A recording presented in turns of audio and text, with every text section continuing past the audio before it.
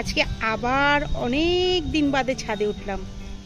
ওয়েদারটা আজকে সকাল থেকে এত সুন্দর লাগছিল।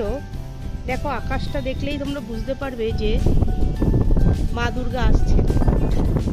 শরতের আকাশ, পেঁজা তুলোর মতো মেঘ, আর না রোদ্দুর না বৃষ্টি। ওয়েদারটা এত সুন্দর আর আকাশটা এত ভালো লাগছে আমার।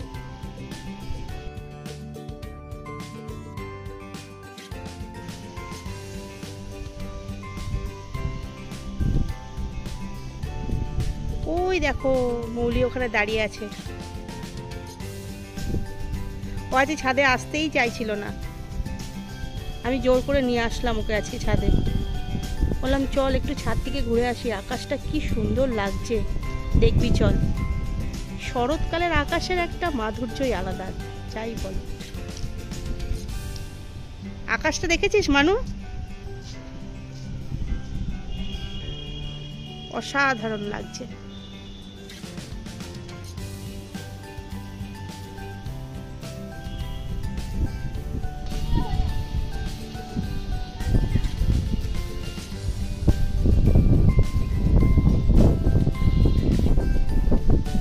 ছাদে যখন এলামই ভাবলাম গাছগুলোর সাথে একটু ভিডিও করি আর গাছগুলোকে দেখাই যে গাছগুলোর কি অবস্থা আছে। কারণ কয়েকদিনের যা গরম দিয়েছিল, বাপরে বাপ, গাছগুলোরও তো অবস্থা পুরো খারাপ হয়ে গেছিল। গাছগুলোর সব একবারে পুড়ে, পাতা পুড়ে।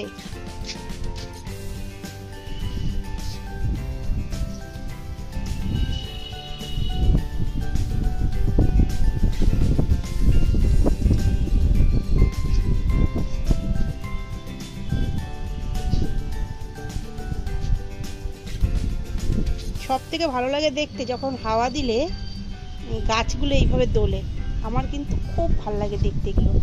দেখো কি সুন্দর হাওয়ায় গাছটা কি সুন্দর দুলছে, যেন মনে হচ্ছে সে আনন্দে নৃত্য করছে। এতদিন রোদের পর বৃষ্টি, তারপরে এইরকম মনোরম আবহাওয়া।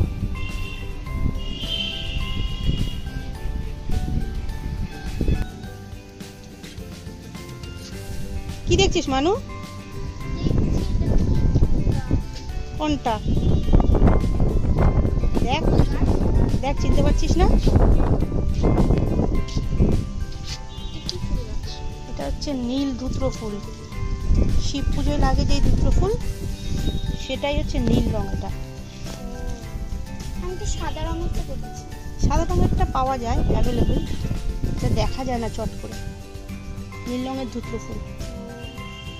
এই যে পরিও এসছে, দেখ। পেয়েছিলাম না দেখতে দার্জিলিং এ? হ্যাঁ। কোথায় দেখেছিলি? সে একটা পাহাড়ের গায়ে। এই দেখো মা, এই ছোট্ট গাছটার কত জবা ফুলের কুড়ি এসছে, থোকা জবা ফুল। লাল রঙের থোকা জবা ফুল গাছটা না এটা? কত কুড়ি হয়েছে দেখ। অনেক ফুল।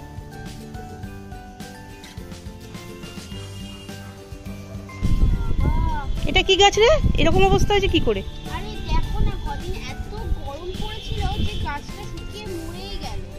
কি গাছ এটা? এটা তো সবেদা গাছ। এই দেখো এখানে ছোট্ট সবেদা। এ বাবা, সবেদা গাছটা এইভাবে মরে গেল?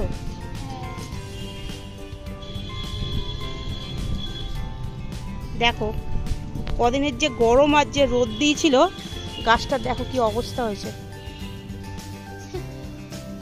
কি দেখছিস এটা? এটা কি গাছ? জানি না এটা কি গাছ। মনে হচ্ছে তো পেয়ারা গাছ। পেয়ারা গাছই তো এটা। ও তাই? পেয়ারা গাছের পাতাগুলো দেখ কি সুন্দর লাগছে, পুরো গোল গোল হয়েছে পাতাগুলো, পুরো তোর মতো পাতাগুলো দেখ। সুন্দর লাগছে। বড় হয়ে গেছে পেয়ারা গাছটা। এরপর পেয়ারা হবে আর মৌলি খাবে।